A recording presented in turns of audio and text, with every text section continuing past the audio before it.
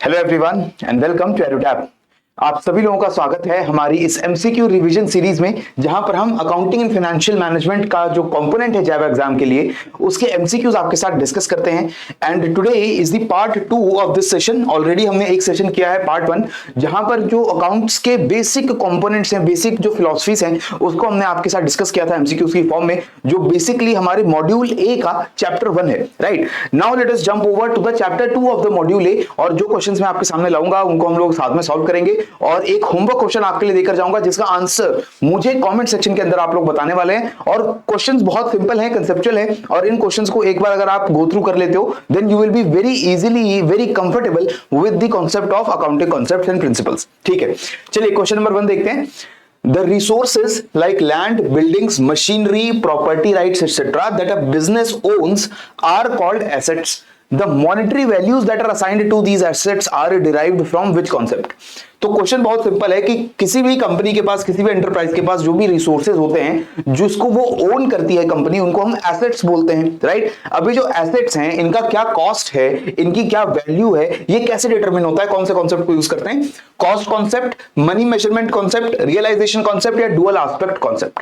तो question is very simple, बहुत straightforward question है, और यहां पर आपको पता चलना चाहिए करेक्ट आंसर बनेगा कॉस्ट कॉन्सेप्ट। कॉस्ट कॉन्सेप्ट में हम लोग डिसाइड करते हैं कि किसी भी एसेट का या किसी भी चीज को जिसको कंपनी ओन करती है उसकी क्या वैल्यू होने जा रही है। राइट, बाकी कॉन्सेप्ट्स की अगर हम बात करें, money measurement, realisation, dual aspect, इन कॉन्सेप्ट्स का रिलेशन दूसरे चीजों से है, लेकिन कॉस्ट कॉन्सेप्ट को यहां पर हम समझ लेते हैं। किसी भी एसेट की मॉनेटरी वैल्यू वो कॉस्ट कॉन्सेप्ट को यूज करके डिराइव की जाती है। क्या कहता है कॉस्ट कॉन्सेप्ट? कि कोई भी एसेट जब आप खरीदते हो, जब आप परचेज करते हो, तो जो उसका प्राइस एक्चुअली में पे किया गया है उसको हम लोग बोलेंगे the cost of that particular asset. इस प्राइस के अंदर उस एसेट का जो दाम है, उसकी जो वैल्यू है वो भी इंक्लूडेड होगा, और उसको इंस्टॉल करने के लिए या उसको यूजेबल बनाने के लिए जो पैसा खर्च किया गया है वो भी उसके अंदर इंक्लूड होगा। फॉर एग्जांपल अगर मैं बोलूं कि मैंने एक टेलीविजन सेट या होम थिएटर सेट खरीदा है अपने जो ऑफिस है उसके लिए। अब ऑफिस में ये जो टेलीविजन या होम थिएटर में लगाने जा रहा हूं, इसका खर्चा पूरा जो है वो आपका जो होम थिएटर है, लेट अस से इट वाज अबाउट 10,000 रुपीज, 10,000 रुपए का जो सिस्टम आया उसको इंस्टॉल करने के लिए मुझे 5,000 रुपीज और लगे हैं, जो मैंने उन लोगों को दिए जो आके इंस्टॉल कर रहे हैं, उन वर्कर्स को दिए। तो यहां पर जो टोटल खर्चा हुआ है मेरा उस सिस्टम को इंस्टॉल करने का वो हुआ है 10,000 प्लस 5,000। सो ये चीज का हम लोग यहां पर ध्यान रखने वाले हैं। किसी भी एसेट की जो कॉस्ट है उसके अंदर हम एसेट का प्राइस भी इंक्लूड करते हैं, और जो कॉस्ट उसकी इंस्टॉलेशन में या उसको यूजेबल बनाने के लिए यूज किया गया हम उसको भी इंक्लूड करते हैं। और सभी जो एसेट्स हैं they are recorded original purchase के ऊपर। फॉर एग्जांपल लेट अस से मैंने कोई कंप्यूटर खरीदा है और इस कंप्यूटर की मार्केट वैल्यू जो है that is 50,000।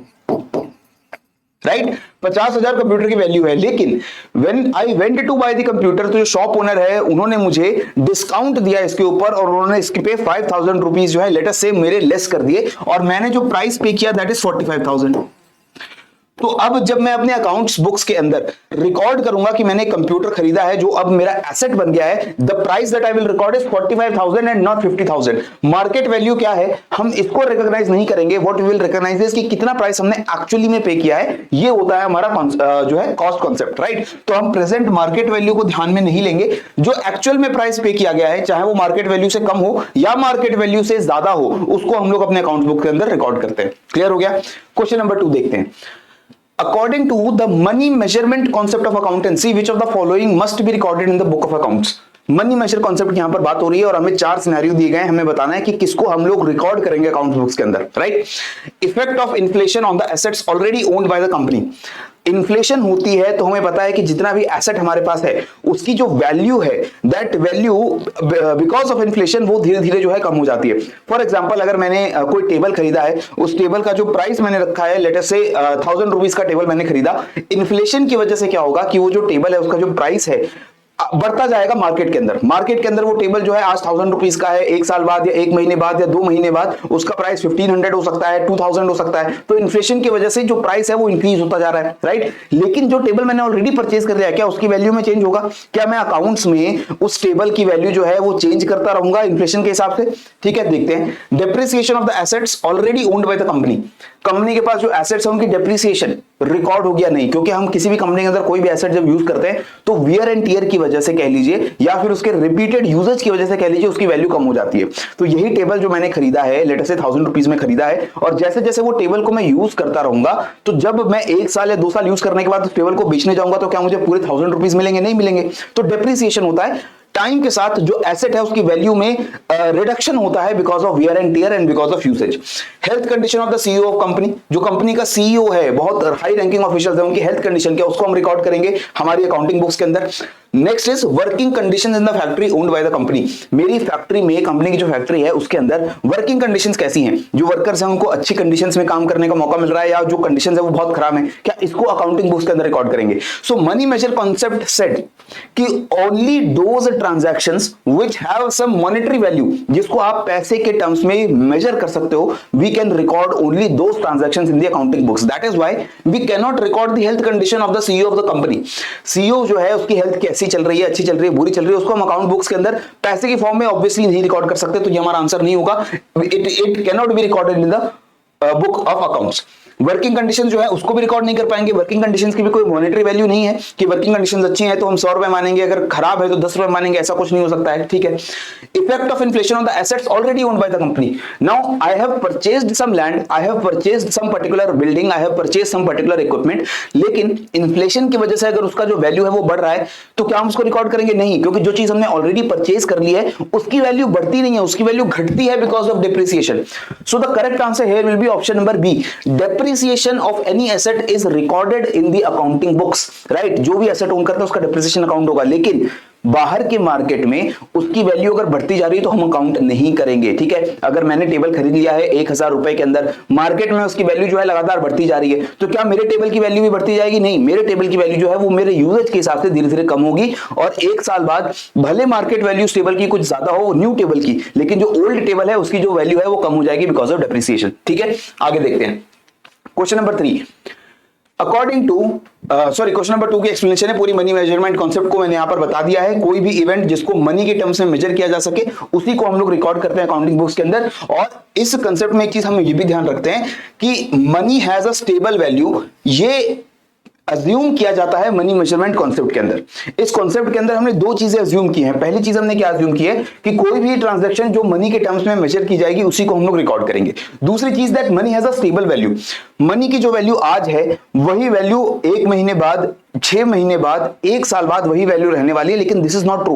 We know that because of inflation the value of money वो धीरे धीरे जो है टाइम के साथ कम होती जाती है। जो पैसा है उसके अंदर जो है महंगाई बढ़ती जाती है। जो टेबल हम आज कम पैसे में खरीद सकते हैं उसको हमें ज्यादा पैसे में खरीदना पड़ेगा फ्यूचर के अंदर। तो ये चीज हम मनी मेजरमेंट कॉन्सेप्ट के अंदर नहीं मानते हैं। हम यही मानते हैं कि जो टेबल हमने आज खरीदा है उसको उसी प्राइस पर रिकॉर्ड करेंगे। इन्फ्लेशन से हो रहे कोई भी changes we will not record in our accounting books, but yes depreciation will be accounted, right.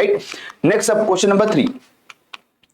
In accountancy, the business entity concept separates the entity of the promoters from the business. In this context, which of the following statements is incorrect? जो हमारा concept है business entity का वो कहता है कि जो business का ओनर है, प्रमोटर है, उसका आइडेंटिटी अलग है और जो कंपनी बनाई गई है उसका आइडेंटिटी अलग है। तो ये इस कॉन्सेप्ट के हिसाब से कौन सी स्टेटमेंट जो यहां पर गलत दी गई है? Any money withdrawn by the promoter from the company is recorded as part of losses. अगर मालिक ने कंपनी के कोई पैसा कंपनी के अकाउंट से निकाला है अपने पर्सनल यूज के लिए तो क्या हम उसे लॉस गिनेंगे?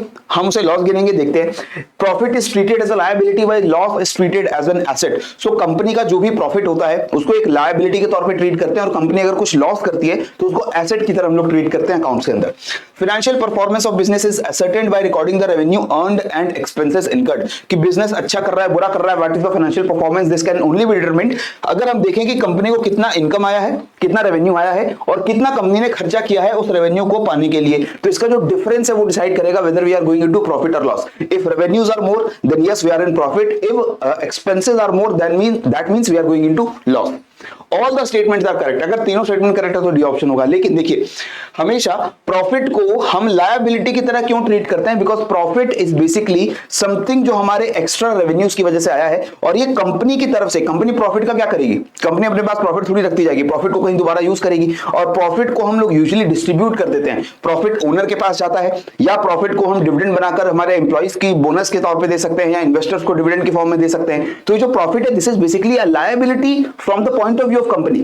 कंपनी के तरफ से अगर आप देखोगे तो कंपनी को ये जो प्रॉफिट का पैसा है वो दूसरे लोगों को दे देना है, उसके लिए लायबिलिटी है, और एसेट बन जाता है लॉस, क्योंकि जो लॉस हो रहा है वो कंपनी का लॉस है, कंपनी का ही वो एसेट बन जाएगा। सो that is why correct answer here will be option number A, because option number A गलत है। कोई भी मालिक अगर कंपनी से पैसा निकालता है तो उसको लॉस नहीं बोलते, उसको हम क्या बोलते हैं, ड्रॉइंग्स, ड्राइंग्स होगी, क्योंकि बेसिकली जो प्रमोटर है वो पहले कैपिटल के तौर पे अपना पैसा देता है कंपनी को, और अगर वो कोई पैसा कंपनी से वापस निकाल लेता है तो it becomes drawings, it is not loss, right. So ये चीज मैंने यहां पर एक्सप्लेन कर दिया है बहुत डिटेल में कि बिजनेस एंटिटी का जो कॉन्सेप्ट है उसके अकॉर्डिंग कौन सी चीजें हमें यहां पर माननी होती है। कोई भी कंपनी का पैसा अगर ओनर निकालता है तो इट इज ड्राइंग्स, जो प्रॉफिट है वो लायबिलिटी होता है, लॉस एसेट होता है, फाइनेंशियल परफॉर्मेंस हम रेवेन्यूज और एक्सपेंसेस को माइनस करके निकालते हैं, और कभी भी कंपनी की अगर वैल्यूएशन निकालनी हो तो हम इसी चीज का हमें यहाँ पर फायदा होता है कि हमें पता चल जाता है कि कंपनी का एक्चुअल पैसा कितना है, कंपनी के एक्चुअल एसेट्स और लायबिलिटीज कितने हैं, right. Next up is question number 4। A concept that a business enterprise will not be sold or liquidated in the near future is known as what? Accounting में मानते हैं कि कोई भी कंपनी या कोई भी फर्म जो चल रहा है वो इनडेफिनिट अमाउंट ऑफ टाइम के लिए चलने वाला है, फ्यूचर में भी वो चलने वाला है। हम ये मान के नहीं चलते कि वो कुछ टाइम बाद, 1 साल बाद या 10 महीने बाद या 12 महीने बाद या 16 महीने बाद वो जो कंपनी है वो बंद हो जाएगी। अगर हम ऐसा सोचेंगे कि फ्यूचर में एक टाइम पीरियड पे एक कंपनी बंद हो जाएगी तो हम अपने जितने भी एक्सपेंसेस हो रहे हैं, जितने भी हम क्रेडिट पे सेल कर रहे हैं, परचेज कर रहे हैं, उसको फ्यूचर में हम लोग नहीं लेकर जा पाएंगे। तो ये जो आंसर है यहां पर होने वाला है गोइंग कंसर्न। ये याद रखना है आपको, गोइंग कंसर्न एंटिटी क्या कहती है, that any business enterprise that is functioning right now वो एक इनडेफिनिट अमाउंट ऑफ टाइम के लिए जो है फ्यूचर में चलने वाला है, शॉर्ट पीरियड ऑफ टाइम के अंदर वो लिक्विडेट नहीं हो जाएगा, बैंकरप्ट नहीं हो जाएगा। अगर ऐसा सिचुएशन हम लोग मान के चलने लगे कि कोई भी कंपनी अगले महीने बैंकरप्ट हो सकती है या 10 महीने बाद बैंकरप्ट हो सकती है, तो इसका मतलब है कि जो हम क्रेडिट पे परचेज कर रहे हैं या क्रेडिट पे सेल कर रहे हैं वो हम कैसे कर पाएंगे, ठीक है। तो क्रेडिट का मतलब उधार पे हमने कुछ खरीदा है या उधार पे हम लोग किसी को कुछ बेच रहे हैं, तो ये जो उधार चल रहा है वो फ्यूचर के हिसाब से चल रहा है। So that is why we assume, हम ये मानकर चलते हैं कि जो कंपनी है वो फ्यूचर में भी बनी रहेगी। हम हालांकि ऑब्वियसली बैंकरप्सी या जो कोई भी कंपनी का बंद होना वो कभी भी हो सकता है, किसी भी रीजन की वजह से हो सकता है, लेकिन in the accounts we assume that the company is going to function for a long period of time, right. Next देखिए क्वेश्चन नंबर 5। अब बताइए यहां पर कौन सी स्टेटमेंट करेक्ट है, ट्रू स्टेटमेंट कौन सी है वो ध्यान से पढ़कर आपको बताना है। The personal assets and liabilities of the owner are not considered while recording and reporting the assets and liabilities of the business। अगर हम बिजनेस और ओनर की बात करें तो जो ओनर का पर्सनल एसेट है, लायबिलिटीज है, वो अलग होते हैं, और जो बिजनेस की पर्सनल एसेट, बिजनेस की जो एसेट्स और लायबिलिटीज है वो अलग होते हैं। दोनों में हम डिफरेंस बनाकर रखते हैं, ठीक है। Option number B, personal transactions of the owner are not recorded in the books of the business unless it involves inflow or outflow of the business funds। कि हम ओनर के द्वारा किए गए किसी भी ट्रांजैक्शन को, ओनर ने जाके ग्रोसरी खरीद ली है, ओनर ने कार खरीदी है, ओनर ने नया घर खरीदा है, इसको हम कंपनी के अकाउंट बुक्स के अंदर रिकॉर्ड नहीं करते अनलेस एंड अनटिल कंपनी से कोई फंड लेकर के, कंपनी से कोई पैसा लेकर के ये ट्रांजैक्शंस की गई हो। तो ये बात हमारी ऑप्शन नंबर बी में कहा गया है। Option number C, if the owner spends 5,000 to meet his family expenses from his own bank account, then it would not be recorded in the books of the business। तो अगर कोई owner अपने खुद के पर्सनल बैंक अकाउंट से 5,000 रुपए निकाल करके अपना कोई खर्चा कर रहा है, तो क्या उसे बैंक के बिजनेस में, कंपनी के बिजनेस के अंदर, कंपनी के अकाउंट के अंदर इंक्लूड करेंगे? बिल्कुल नहीं करेंगे। यहां पर दोस्तों हमारी तीनों स्टेटमेंट जो दी गई हैं ऊपर वो बिल्कुल करेक्ट है, तो करेक्ट आंसर हमारा बनता है D. So all these 3 statements are basically showing us the properties of the business entity concept, that promoter का personal expense, promoter के personal बैंक account ये अलग होते हैं, promoter की personal जो भी asset है, property है, और जो उसकी liabilities हैं वो अलग होती हैं business के सभी account से। So owner ने अगर कोई लोन लिया है, होम लोन लिया है, कोई कार लोन लिया है अपने खुद के खर्चे के लिए, तो वो अलग होगा, वो बिजनेस पे कोई इंपैक्ट नहीं डालेगा। बिजनेस ने अगर कोई लोन लिया है तो वो अलग होगा, उसका ओनर से लेने देना कुछ नहीं होगा, ठीक है। तो ये हमारा ऑप्शन नंबर डी यहां पर बन जाता है। बिजनेस एंटिटी कॉन्सेप्ट को भी मैंने यहां पर बिल्कुल सही से एक्सप्लेन कर दिया है, इसको आप लोग रीड कर सकते हैं। एंड ये जो पूरा कॉन्सेप्ट है ना दोस्तों, जितने भी कॉन्सेप्ट हम देखेंगे, चाहे वो गोइंग कंसर्न हो, चाहे वो हमारा बिजनेस एंटिटी हो, चाहे वो हमारा कॉस्ट कॉन्सेप्ट हो, मनी मेजरमेंट का कॉन्सेप्ट हो, रेवेन्यू रिकॉग्निशन का कॉन्सेप्ट हो, all these concepts they are fairly easy and simple to understand. और एक बार अगर आप इन्हें पढ़ लेते हो तो एग्जाम के अंदर आपको 3-4 क्वेश्चन जो है इन्हीं कॉन्सेप्ट से जुड़े हुए मिल जाते हैं, जो आप बहुत इजीली करेक्टली आंसर करके आ सकते हो। फिर देखिए question number 6, which concept states that only those transactions and happenings in the organization can be expressed in terms of money shall be recorded in the book of accounts।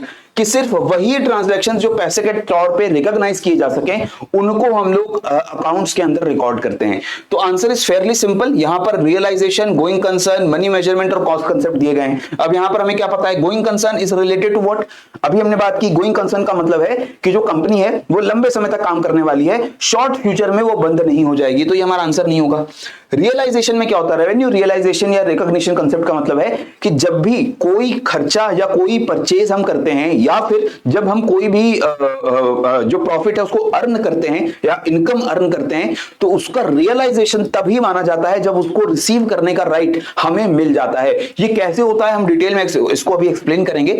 Money measurement is the answer for this question, कि कोई भी transaction which can be measured in the terms of money, जिसकी कोई monetary value है उसी को हम लोग रिकॉर्ड करते हैं। कॉस्ट कंसेप्ट में क्या बोला गया है, कॉस्ट कंसेप्ट में तो बोला गया है कि जो भी एसेट्स होते हैं हमारे पास उनका वैल्यू क्या है, उनकी कॉस्ट क्या है, वो कैसे रिकॉर्ड करनी है। तो करेक्ट आंसर बनेगा यहां पर option number C, that is money measurement concept. तो ऑब्वियसली यहां पर है ना, कोई भी transaction which can be expressed in terms of money, this can also be said as measured in terms of money, that is money measurement, right. तो यहां पर मैंने मनी मेजरमेंट कॉन्सेप्ट को भी एक्सप्लेन कर दिया। नेक्स्ट देखते हैं question number 7। When a person brings in some money as capital into a business, in accounting records it is treated as dash of the business to the owner।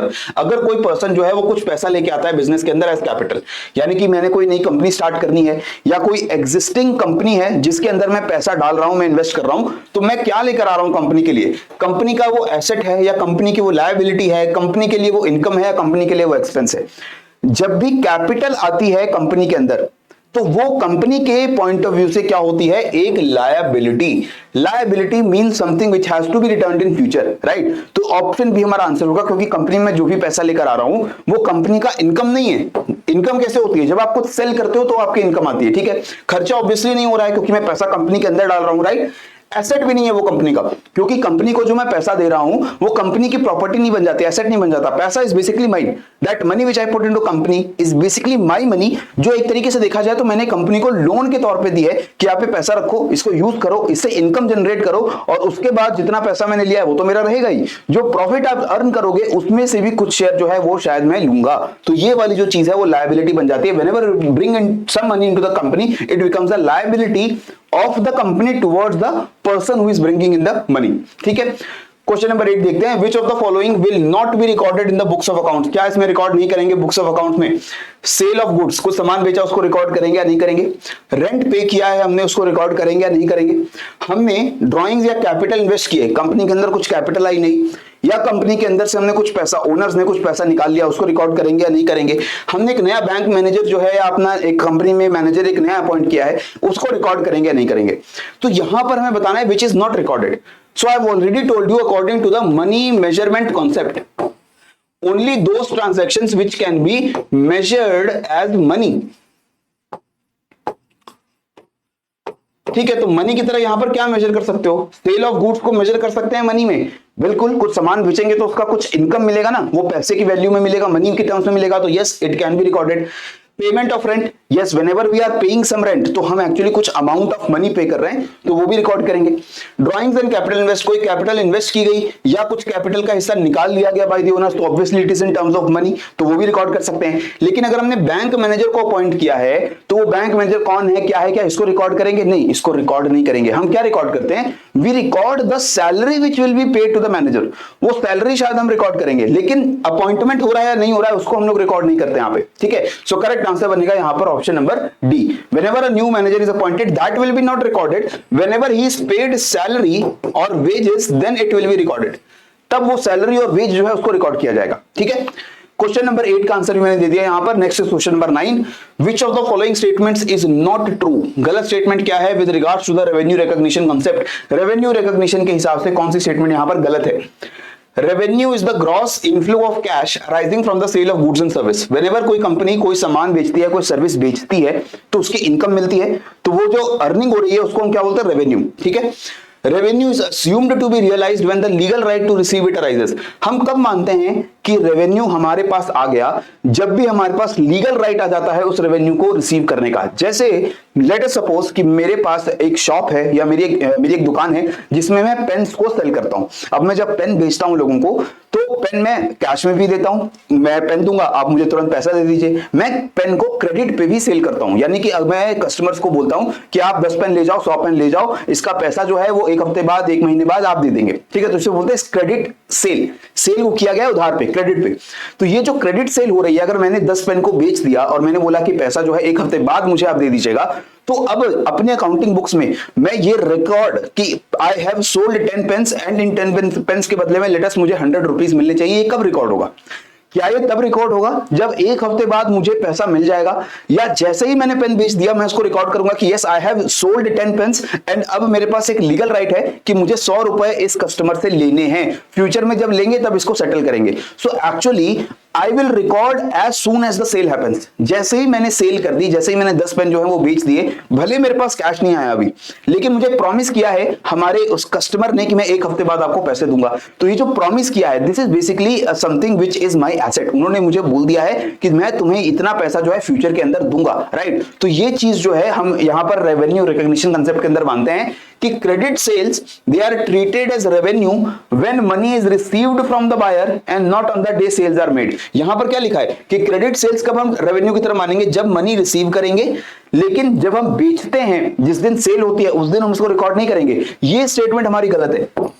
This is the wrong statement, जो incorrect statement पूछी गई थी, क्योंकि revenue is assumed to be realised when a legal right to receive it rises the day the sale are made. हम उसी महीने में उस सेल को रिकॉर्ड करेंगे। इसका एक और एग्जांपल अगर मैं आपको दूं, लेट अस से कि मैं चेयर्स बेच रहा हूं अपने किसी कस्टमर को और मैंने जनवरी 2023 के मंथ में 100 चेयर्स का ऑर्डर आया और वो 100 चेयर्स मैंने कंपनी को, एक कस्टमर को बेच दी, ठीक है। अब मैंने जनवरी में सेल की है, जो कंपनी को मैंने चेयर्स बेची उन्होंने मुझे बोला that I will give you the money, मैं आपको इस चेयर्स का पैसा दूंगा, लेकिन मैं दूंगा फरवरी के मंथ में, अभी मेरे पास कैश नहीं है या कोई रीजन है, मैं फरवरी में आपको इसका पैसा दे दूंगा, ठीक है। लेकिन मैं अपने अकाउंट्स में कब रिकॉर्ड करूंगा कि मेरे पास 100 चेयर्स का पैसा आएगा? ये रिकॉर्ड करूंगा मैं जनवरी मंथ के अंदर। इसको मैं फरवरी मंथ के इनकम में रिकॉर्ड नहीं करूंगा। I will record it in the month of January only. जब मुझे एक्चुअल में पैसा मिलता है, I will not record then, I will record जब मैंने एक्चुअल सेल कर दी है। So that is the meaning behind revenue recognition, ठीक है। तो यहां पर करेक्ट आंसर बनेगा सी, क्योंकि इसने उल्टा बोला। इसमें क्या बोला? क्रेडिट हम तब करते हैं, हमारी रेवेन्यू हम तब मानते हैं जब हमें पैसा एक्चुअली मिल जाता है, लेकिन जिस दिन सेल की उस दिन हम रिकॉर्ड नहीं करते। तो ये गलत है। जिस दिन सेल हुई है उसी दिन रिकॉर्ड करेंगे, तुरंत रिकॉर्ड करेंगे, वरना हमें फ्यूचर में पता कैसे चलेगा कि हमें कितना पैसा हमारे क्रेडिटर से लेना है, कितना पैसा जो है हमारे जो जिन लोगों को हमने क्रेडिट पे सेल किया उनसे लेना है। तो ये चीज को हम लोग यहां पर ध्यान रखेंगे। करेक्ट आंसर हमारा बनेगा ऑप्शन नंबर सी। यहां पर रेवेन्यू रिकॉग्निशन को भी मैंने एक्सप्लेन कर दिया है that revenue is basically cash which we receive in return of some goods or services. Whenever we sell some goods or services, उसकी वजह से जो पैसा आता है वो बनता है हमारा रेवेन्यू। दूसरा तरीका रेवेन्यू का क्या हो सकता है कि लेट अस से हमारा कोई इंटरेस्ट, हमने किसी को लोन दिया है, उस पे इंटरेस्ट मिल रहा है। रॉयल्टीज, हमने कोई पर्टिकुलर प्रोडक्ट बनाया जिसको दूसरे लोग यूज कर रहे हैं और उसके बेसिस पे हमें पैसा दे रहे हैं। या डिविडेंड्स, हमने कहीं पे इन्वेस्ट कर रखा था, हमने किसी को कैपिटल दे रखी थी, मनी दे रखा था और वो अपने प्रॉफिट में से कुछ हिस्सा हमें दे रहा है। तो that all is revenue, that all is our income, ठीक है। और जब भी हमारे पास लीगल राइट आ जाता है उसको रिसीव करने का, then we record it into the accounting books. जैसे ही सेल की, हमारे पास राइट आ गया, हमारे पास अधिकार आ गया that we can get some money. Similarly जैसे ही हमने किसी को लोन दिया है और वो लोन पे हर मंथ उसको कुछ इंटरेस्ट हमें देना होता है, तो जैसे जनवरी के मंथ का जो इंटरेस्ट होगा वो हम जनवरी में ही रिकॉर्ड करेंगे। भले ही उसकी पेमेंट उसने फरवरी में की हो या उसने एडवांस पेमेंट कर दी हो, हम उसको उसी टाइम पर रिकॉर्ड करेंगे जिस टाइम पर हमारा लीगल राइट आता है, right. Next is question number 10 which is your homework question. Very easy question है ये. Which accounting concept states that the purchase price will remain the same for all years to come through though its market value may change? Revenue recognition, cost concept, materiality concept या going concern. तो ये वही example है जैसे मैंने कहा कि मैंने एक टेबल खरीदा है लेट्स से 1000 रुपीज के अंदर. अब मेरे पूरी कंपनी के अंदर जब तक वो टेबल मैं यूज कर रहा हूं, मैं उसका परचेज प्राइस, उसका कॉस्ट प्राइस 1000 रुपीज ही मानूंगा. भले ही फ्यूचर में जिस दिन मैंने टेबल खरीदा उसके नेक्स्ट डे या उसके एक हफ्ते बाद उस जो टेबल है उसका प्राइस 1500 हो गया या 2000 हो गया, लेकिन मैं अपने अकाउंट बुक्स में उसका कॉस्ट प्राइस बढ़ा नहीं दूंगा, मैं वही कॉस्ट प्राइस दिखाऊंगा जो मैंने ओरिजिनली पे किया है। तो ये किस पर्टिकुलर कंसेप्ट के अंदर बात की जाती है, इसका आंसर आप लोग मुझे कमेंट सेक्शन में जाइए और तुरंत दीजिए। इसके अलावा please use the comment section two give us suggestions and feedbacks also that what kind of content that you like. अगर हमारे एमसीक्यू सेशंस आपको कुछ मदद करते हैं रिवीजन के अंदर तो भी हमें बताओ, अगर आप इनके अंदर कुछ चेंजेस चाहते हैं तो भी हमें बताइए, and whatever suggestions you give us, whatever feedback you give us, we will try to incorporate this in the next lectures. So इसी के साथ मुझे यहां पर दीजिए इजाजत, पढ़ते रहो बढ़ते रहो। जय हिंद एंड जय भारत।